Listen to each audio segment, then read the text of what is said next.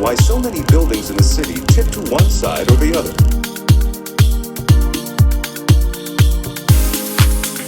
Now, this beautiful and unique view of all 7 bridges at once can only be seen from here on waters of the Heron to the 12th century. To our left, there was nothing but vast stretches of marshland, lakes, and sea.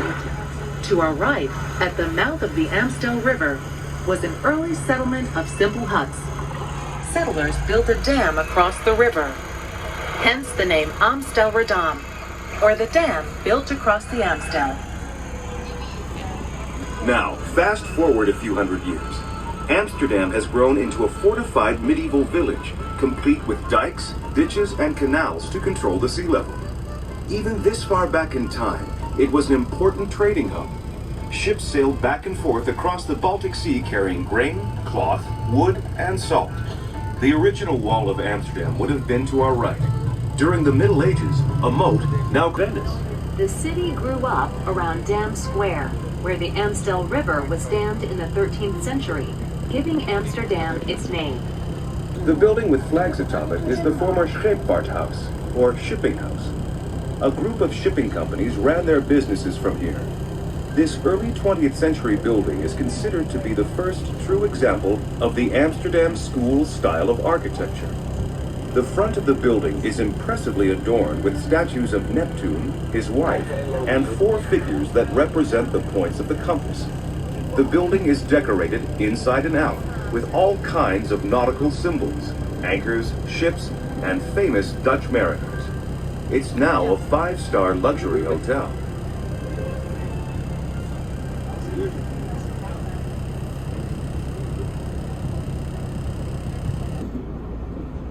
This is an interactive science museum, and it's designed by the Italian architect Renzo Piano, rent of the Centre Pompidou in Paris. And although the building resembles the bow of a ship very much, that's not what the architect had in mind.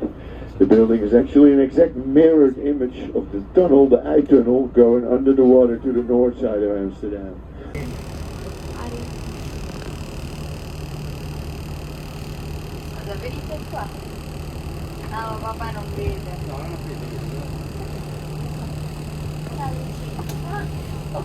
Shipyards, wharves, and warehouses from attack. From here, Dutch soldiers armed with longbows, crossbows, and early firearms called arquebuses kept watch over the wide expanses below. The tower's white spire and clocks were added a century later. They were designed by Hendrik de Keyser, an architect whose work can be seen around Amsterdam, and who you're certain to hear more about on this cruise. The clocks couldn't keep time, and the tower's bells rang out randomly, so locals gave it the nickname Silly Jack. You might be wondering why so many buildings in the city tip to one side or the other. The ground in Amsterdam, a mix of peat, sand, and soil, is very soft. Location did all of these because it was one of the only canals wide enough for large ships to sail, and because of its proximity to the harbor, the Oude became a convenient place to unload cargo.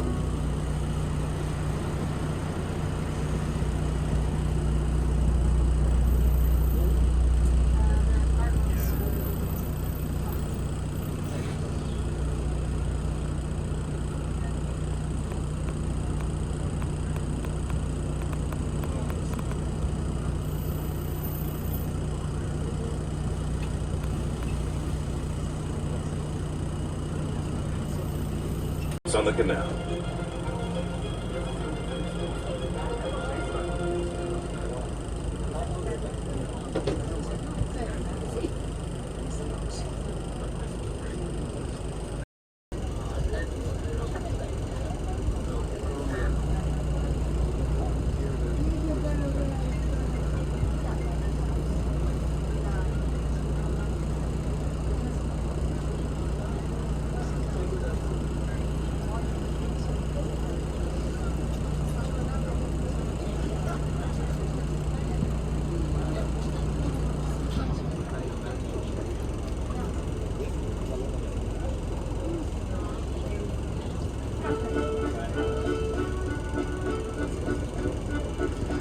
the group of very crooked houses, we affectionately refer to them as the dancing houses because they look like they're tilting and swaying to some happy tune.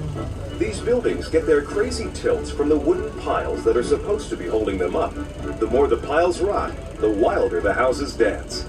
The outward lean that you see on so many buildings is another story. It has nothing to do with rotting piles. The facades, or the faces of buildings, were intentionally built this way. In fact, a 16th century law put limits on how far a building could lean forward, lest it topple down.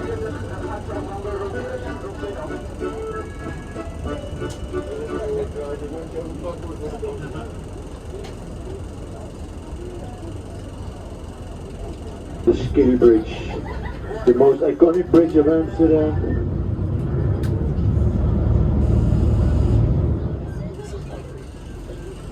The most iconic bridge of Amsterdam, and you'll find it back in the.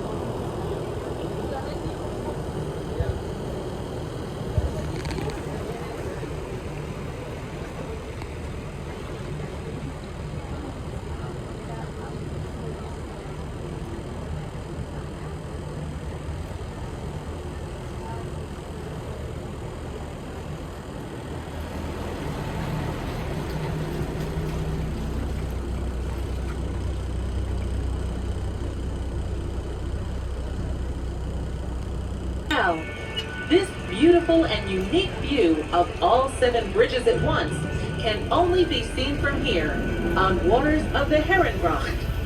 Our kind captain will be slowing down to give everyone a chance to catch a photo of this unique sight.